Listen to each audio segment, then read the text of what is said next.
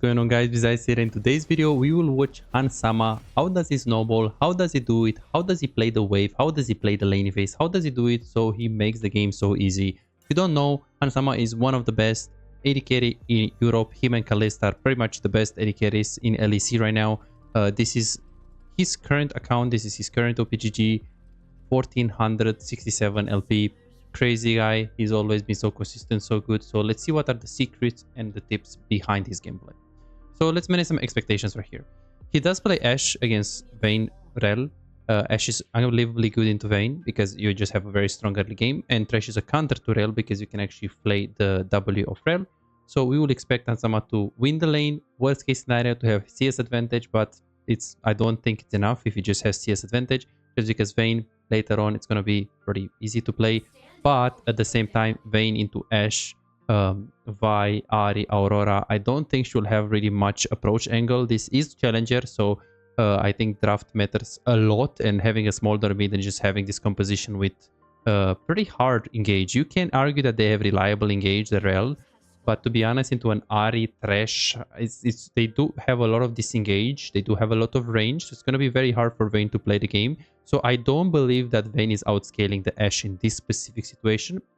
I think Ashe is a great pick here into the Rel, because you just kite forever and he can't really get on top of you. And I think this is the reason why Hans didn't actually go for a cleanse. We've seen a lot of Challenger AD carries going for a cleanse against Rel. So normal rune setup right here, everything is standard. I really like this one.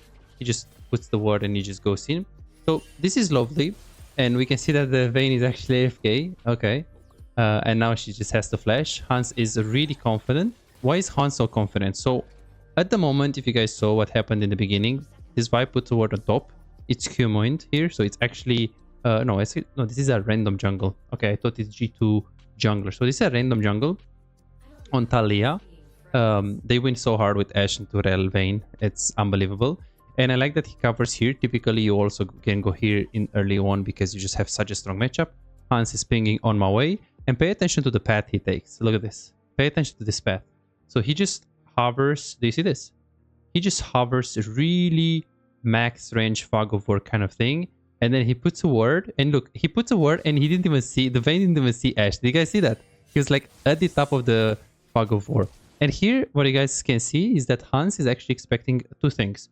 One, he's expecting Vayne to flash, so he goes like on the right angle like this, because she expects her to just flash here over the wall. And if she flashes here, you can still hit from over the wall, right?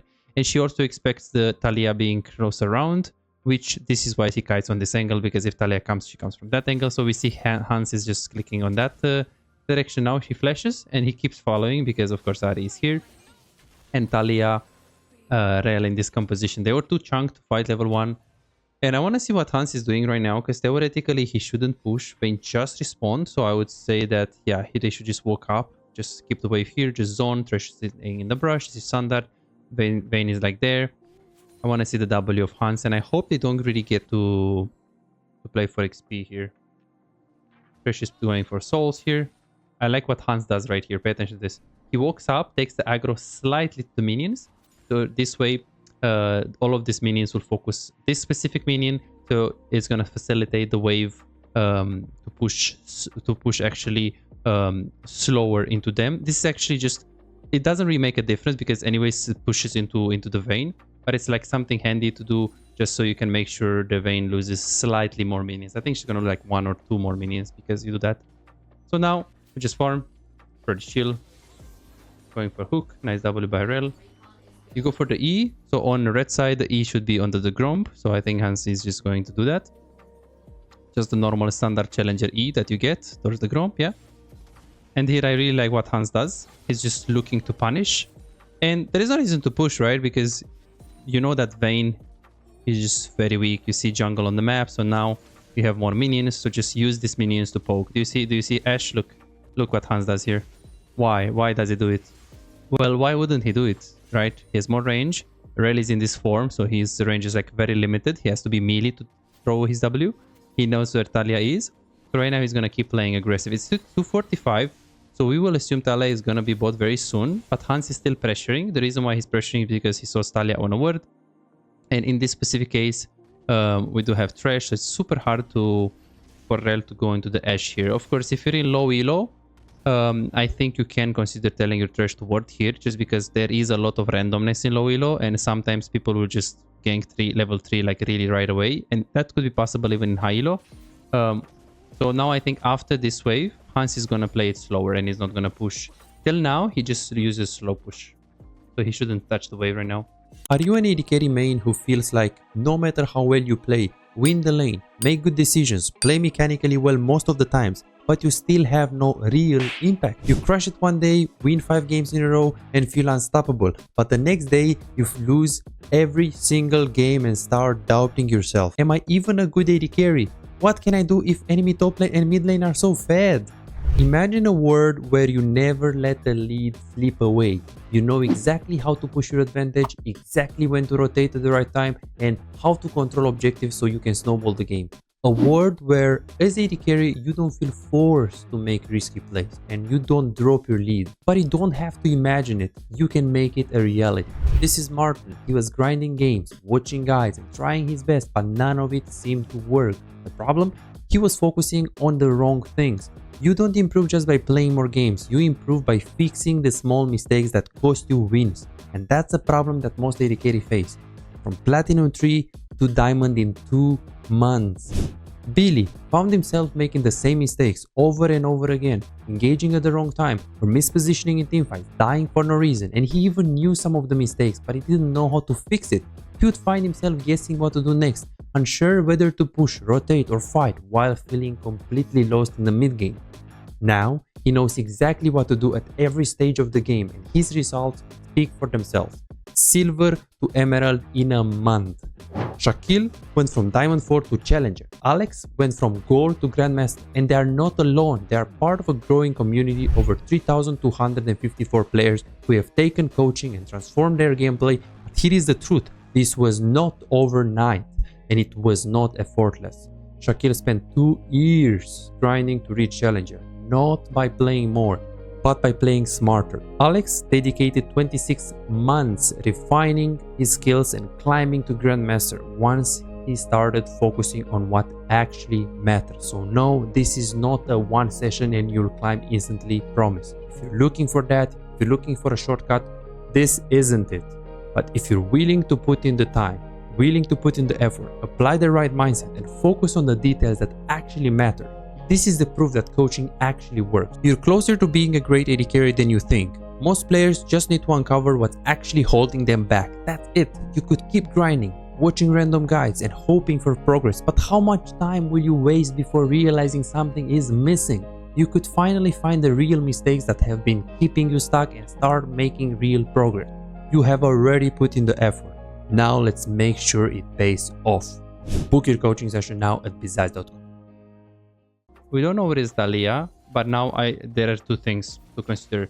Number 1 is that Vayne has no flash and we have jungle close proximity. So in Challenger, you can trust Thalia is not gonna gank bot, especially because this is in Challenger called a blind gank.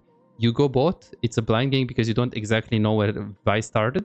Like you don't know for sure like what path she did or whether she did reverse pathing or anything. So Thalia can't really gank here. It's just flip. So this is why he doesn't do it. And now I don't think they will try to re-gank Hans here at all. I think it's just normal zoning. This Vayne, if you ask me, she just lost in draft.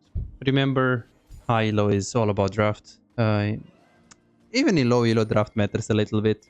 So you should not like handicap yourself. Is he gonna pressure on the cannon here? He lost the cannon. It's a suffering for Vayne. What can she do? Well, it's pretty hard. I mean, I would say that level 1 dead is like super bad. Hans is just gonna pressure. Vi is recalling right now and it's 347. Vi is actually tracking the enemy jungle, so he says it's stop.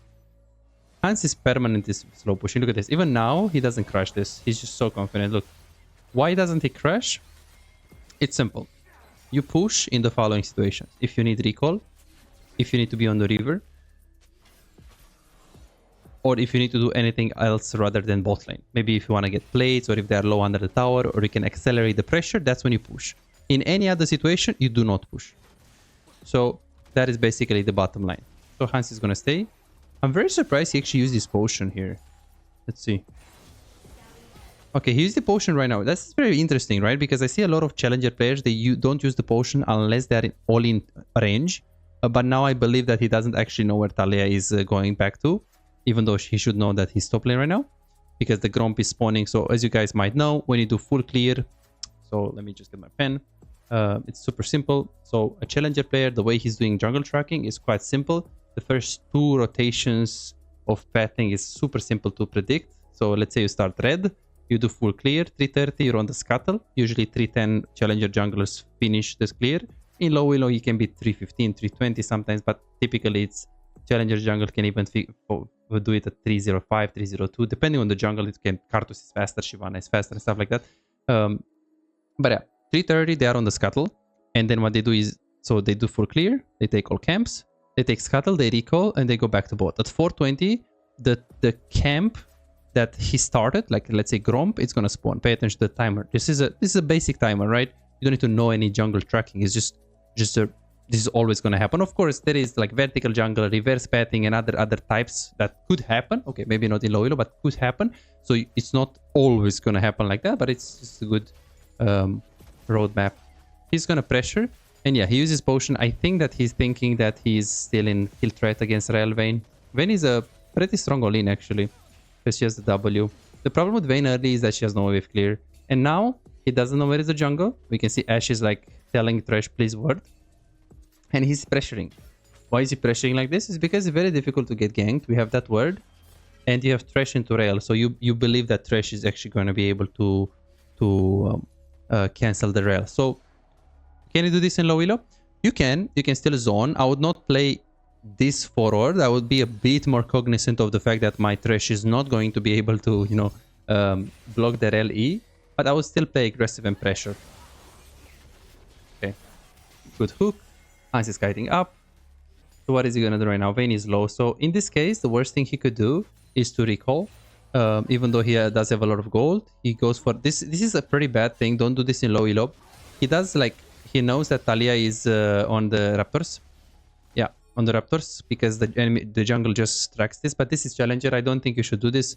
So if you play like this, don't do this. Like, I like Hansama is super aggressive, but if you play like Emerald, I would stay here or here. I would not go more than this line without having this word right here. And when I word, I would word all the way around. I would word after I push, I would go all the way around, put the word, and then go back to the lane. Because so many cases where jungle is wrong when he's doing jungle tracking, and in low elo people don't even do jungle tracking as jungle. So I would take the safer approach. So these tips, they work for low elo. Oh, I think they can kite this. This is what Hans was all thinking, right? This is why he plays so aggressive, is because he knows he can turn this. How does he know? Well, first of all, is the HP lead is huge. Second of all, he knows he has no cleanse, and barrier is huge 2v2 advantage, and in this case he's thinking about 2v3. He knows that all abilities are countered by Thresh, all of the Rael abilities are countered by Thresh, so he knows these things. If you're in Emerald, should you play this aggressive? You can play aggressive. I wouldn't play here touching the tower, but I would still stay here like throwing Ws, that's for sure. And when you have those both words, you can consider touching the tower, yes, because the chances of lane gank like this in low elo, it is pretty unlikely. So you can adapt this gameplay to low elo as well, even though it's not nothing is 100% gonna work. I think. Okay. Okay, the flash going on Talia. I'm wondering if Hans is gonna push this wave, because he can let the wave to come into him here, but I guess he wants to dive. Oh, and the wave is screwed already. So I don't think he should go for plate, because the HP of the plate is pretty low. So now he recalls the challenger recall, and the Vi is pinging for Drake. Okay, so right here, this is a tricky situation to do, because typically if you have enough HP and mana, you can consider following. But if the chances of you dying right there is super high, then you shouldn't fight. Okay, there is also the variable of, do they need me? But in this case, Vi is pretty slow doing Drake, and she will get chunked. Even though she can do it, it will take a while. So does she need me for the damage? She does need you for the damage, not because she can't do it by herself, just because by doing it, and this is a mistake that people do, they're like, oh, Vi can do the Drake, right? Yeah, but she's gonna do it in like 30 seconds, which is like very bad. So should you follow here? Yes, you can. If you're in low elo, you should. With this HP, 450, you can still follow. Yeah, it's fine. If you are like 200, I would actually ignore because it's too high that, you know, if one ability hits you, you're dead. So why didn't Hans follow here? It's very simple. When you are making a decision, you need to take the risk involved. Things like do not interact, ignore your jungle, AD carry needs to be selfish is bullshit. And I'm going to show you why it's complete bullshit. And that's why people, they are stuck because they believe these things are true. So the most important thing when you are here is two things. The jungle position, the support position, of course enemy, and the mid prio. Three things, okay? When you're thinking about this. So if we think about it, pay attention to this. So this happened, right? All this happened. So now Rel died. So Rel respawned right now. So it's 542. And this is Talia, which she didn't die. But probably Talia is going to do is she's going to either take the Krugs and recall or just recall right away. Yeah, we can see that she takes Krugs and recalls. So now, what is Hans thinking about? So he's thinking about the Rel positioning, which is, I mean, he respawned for a while, so he's probably like there or something. Okay, he's actually here, sure. And he's thinking about jungle positioning. So he knows Talia shouldn't really be around because she probably just recalled. She was really low. But why doesn't he follow? Because with these variables, like, okay, Rel is around, but without Talia, he can't really do much. So you should follow the Drake because it's safe. Not really. Not really. Because if we look at the mid lane, we have no TP. And if we really look at the Ahri, she's quite far, as you can see. And the enemy mid lane gets mid prio. If the Smolder wasn't mid, if the mid lane didn't have prio, if this would be Ahri pushing mid and not Smolder, Hans would stay. Why? Is because doing Drake is good. So this is what you need to be thinking. Where is the enemy jungle? And the enemy jungle should be off the map because he's either too low or just recalled. So the jungle position doesn't help you here. The jungle position of enemy is going to tell you just do Drake. Then you should think about where is Vayne. Vayne just respawned. She's almost completely useless now. Like she's going to take 25 seconds to come to the lane. So AD carry position also tells you go to Drake. But you need to think about support positioning, mid prio, and how fast you can do it. And in this case, this is why Hans, and we can see why he's asking for assistance and Hans just ignored it completely. And this is not something that you can do in low elo. Remember, or it is if you're thinking about all of these things. But theoretically, in low elo, it's very simple. If you have enough HP and mana to follow a Drake, you should follow a Drake. Like here, for example, would I follow this in low elo? I would probably follow, just because Smolder in low elo won't have brain to push the wave and move to the Drake, especially because, as we can see, you don't really have much vision. So you can take a little bit. It's not a risk. It's a super small risk because it's just Smolder and slowly Rel. But yeah, this is how you make decisions in League. And how do you get in team fights? And now, here it's...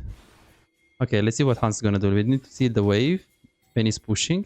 It's interesting that the Vayne is not moving immediately. I think she's still there. And Hans is immediately moving. How is his wave right now?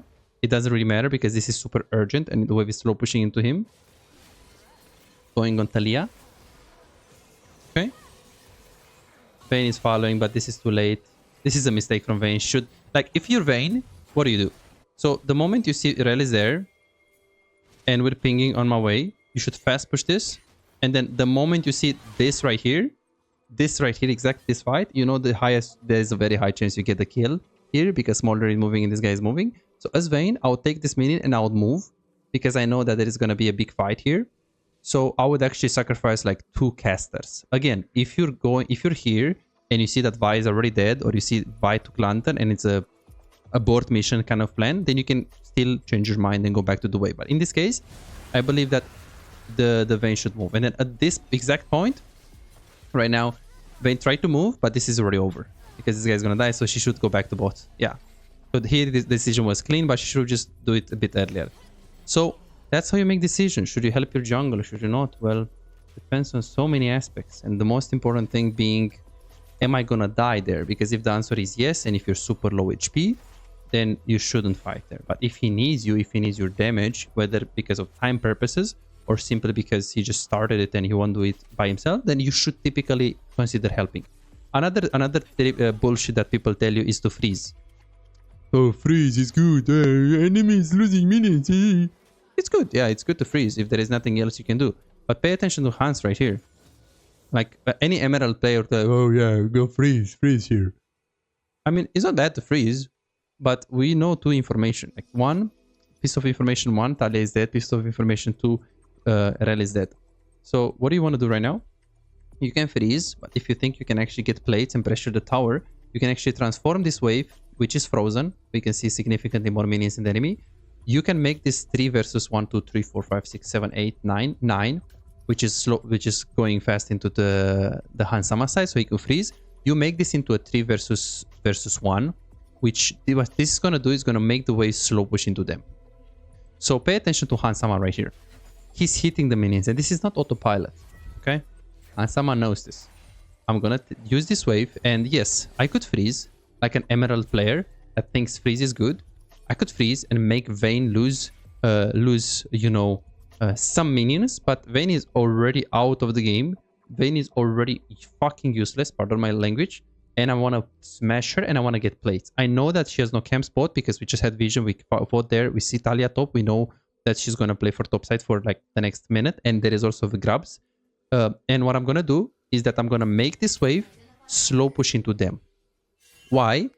Is because we know we play for grabs, and if I slow push 2 waves, because in this meta I can't do 3 waves because they changed the minions. If I slow push 2 waves, I'll use those 2 waves to actually crash into the tower, which is going to allow me to take plates. So yes, any Emerald can tell you that freeze is good, but any human, any good player would tell you, yes, you can always freeze, but if you can use the wave to transform it into a slow push and use it so you can get more plate to accelerate the lead you have, then you should do it. And a lot of people ask me, how do I convert my lead? How do I... That's how you do it. You have what you have your lead and you push it. You take more. Freezing is here is just gonna make Vayne behind, which more behind. It's just gonna make Vayne more behind, which again, it's true, it's good, but it's not the best play. Look at this Hans right now. He has 2 waves, crashed into the tower, and he goes for a play. So be very careful who you watch on the internet. People that tell you to main one champion, people that tell you to recall on a cannon wave, people that tell you to not interact, do not fight with AD carry. It's bullshit. They're not teaching you how to think. They're just teaching you like some rules that sometimes they work, but in many cases they'll do more harm than good, in my opinion. Okay, let's take a look at this. W on both of them, and now he's just gonna push. Talia is still top, so he's gonna play super ugly. I love Hansama. He's smart, and we can see that he's taking those concepts to the next level. And I think now you should fast push. Why is he fast pushing? Same thing what I said. If you know you can pressure them into the tower, take plates or kill them, or you need to recall, or you need to be on the river, always fast push.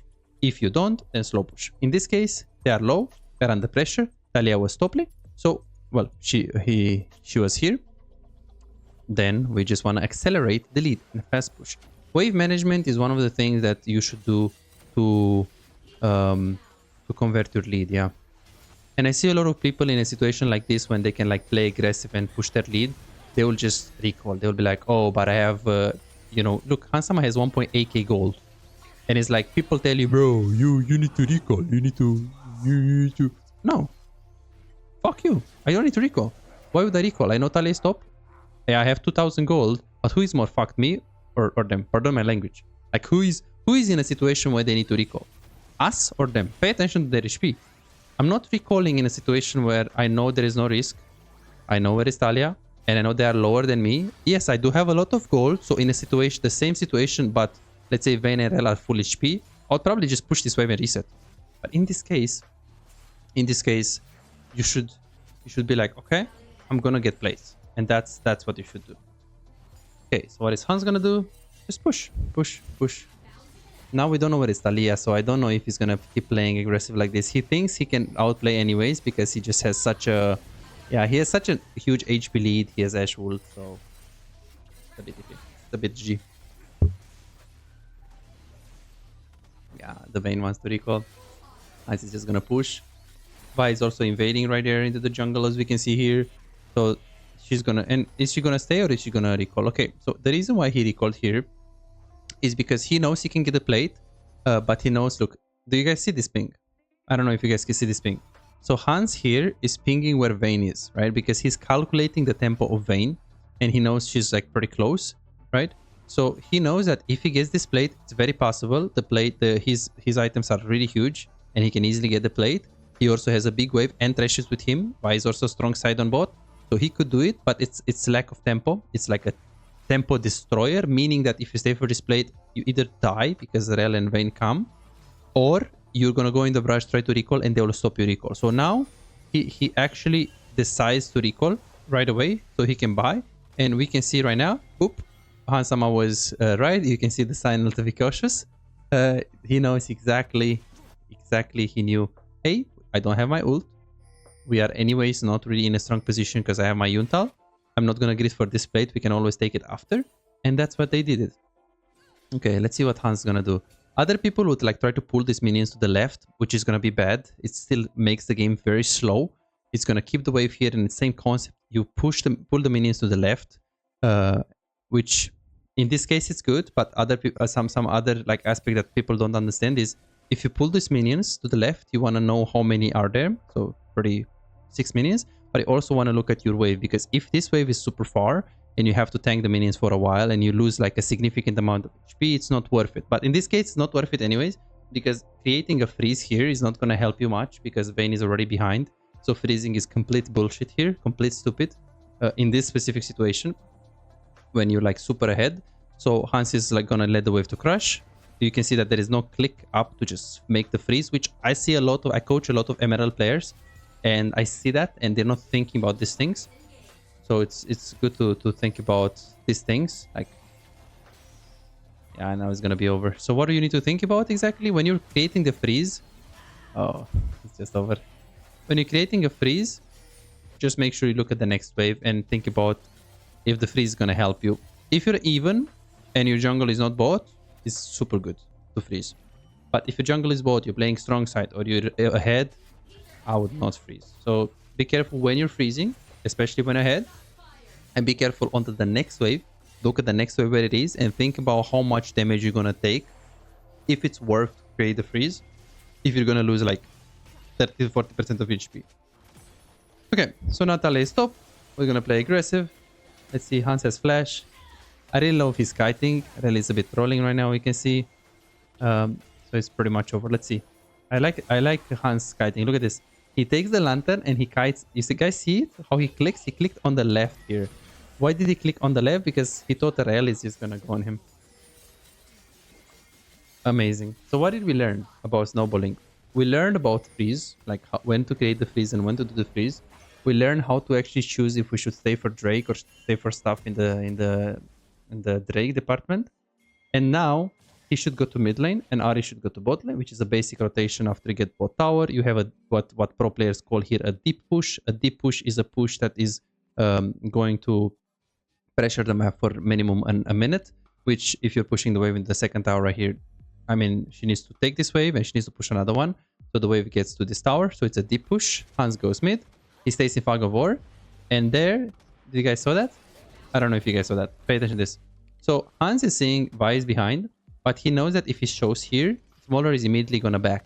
So what is Hans doing? He's staying in fog of war intentionally. And when Vi is already behind him, he shows. So instead of like walking up and scaring the Smolder away, he does it because he's just a good player. That's just the reality. And he is just good, right? He just knows the fundamentals. Double it from the right angle here so we can get on all the minions. Pushing here. We see Talia on the Raptors, but we can play super aggressive here because this game is pretty much over.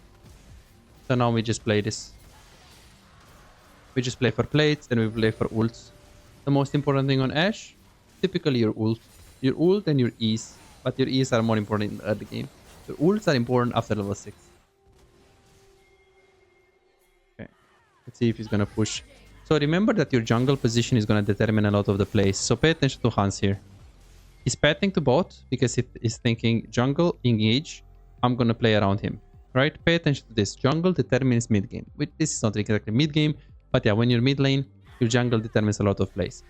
Then Hans sees that Vi is going over the wall. He plays around mid and he plays around the tower. He goes for the ult, which he actually hits. Crazy.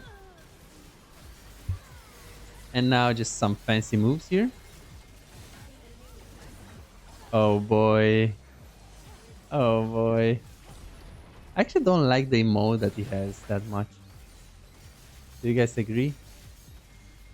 I don't know if I like the emote that he has so much. Hmm. Is he actually staying here? But he has a lot of gold. He has a lot of gold. Okay, I'm not sure how much do you need for Phantom Dancer here. Does he stay for Phantom Dancer? I don't think so. I don't think so, but we have to check it because we need to see Phantom Dancer. He could also go for Hurricane, but I mean, there is like not many melees, so I don't think. So once you get the Zeal, so it's 2.2650, okay. So he needs what? He needs like 1.4 or something? There's no way, right? 1450, okay. So why does he stay here when he has his item in base? It's very simple. Uh, he is incredibly ahead and he should usually just recall with this HP. The reason why he doesn't do it is because, as we can see right here, we have good, decent priority to bot lane. We have everyone is on the map, back on the map. Aurora also is going to have prior top because she's just winning. So now you could recall and go back on the map, but the reason why Hansama stays here, because he can just make a play on top. He has the plant and everyone is on the map. If you recall here, pay attention to his champion. Aurora is going to start the fight top. Vi is going to go over the wall, start grabs. Thresh is going to be in position to get vision. Ari is going to get prior middle and do something. So this is called up tempo. This is in pro play kind of standard because everyone is making plays on the map. So you want to be with them. You want to recall at the same time with them. Should you do this in Emerald? Probably not. Probably not. Because if you're doing this in Emerald or even Bronze, Gold, you will not have humans in your team. Okay. By humans, I don't mean like to insult your teammates. I just mean that, like, by human, I mean like a Grandmaster Challenger player. So you're not going to have a Challenger player with your Thresh to know what you should do. And we can see Hans is doing this. Just keep staying. Vayne is dead. You know, Vi is making a play. Top is making a play. By making a play, I mean they're pushing. They're doing something aggressive. They're taking an objective. But he knows that he can do it. And now he recalls. Why does he recall? Because it's very simple. We took the tower. We took the grubs. I mean, the grub is 300 HP. Top is going to take the tower. So in the next 20 seconds, it is super likely for Thresh and Aurora to recall. And most likely Vi could either take those two camps and recall or just recall right away. Since the enemy team just gave up. Kind of, it is very hard for them to play. But in a normal situation, if there's no camp, everyone would recall right now. You see Aurora, you see Hansama. So he's thinking about these things. Now, you can't apply this in low elo, recalling at the same time with your teammates. Or you can apply it at 1 degree. But typically, when I play in like just anything below master, okay, but maybe if I play in Diamond 1, I recall with my teammates. I trust a bit of my teammates. But if I play in like super low elo, like Emerald, Gold, Blood, stuff like that, then if I have Phantom Dancer, I wouldn't care much about, hey, my teammates are making a play. Just because I like to, just like to get my power specs and carry the game. So be very careful what things you're applying from Hans. And this is why you should watch my videos. Because I'm gonna teach you exactly what you can apply, how you can apply it, and how to be smart about your AD carry decision making. So be sure that you're subscribed to this channel because it's an amazing channel and it's gonna teach you so much about this role and how to play it properly. So definitely check out the other videos as well. Because the reality is that you can't really apply a lot of the challenger players, you know, decision making. Like I personally got to Diamond 4 with 200 ping. And it was purely with decision making, really. Like, okay, you can imagine with 200 ping, you don't really have like mechanics and stuff, which, yeah, it is true. You have some mechanics. You can move, okay, you can't really dodge stuff. You have to always stay like max range, which is like a bit hard, like blitzcrank and stuff, but you know, it's no problem. So yeah, how to snowball properly, we learned it. How to convert your lead, we learned it from Hans. Decision making, be sure to watch this video even the second time. It's very good, and it's gonna help you to understand how to play better, properly, the AD carry role.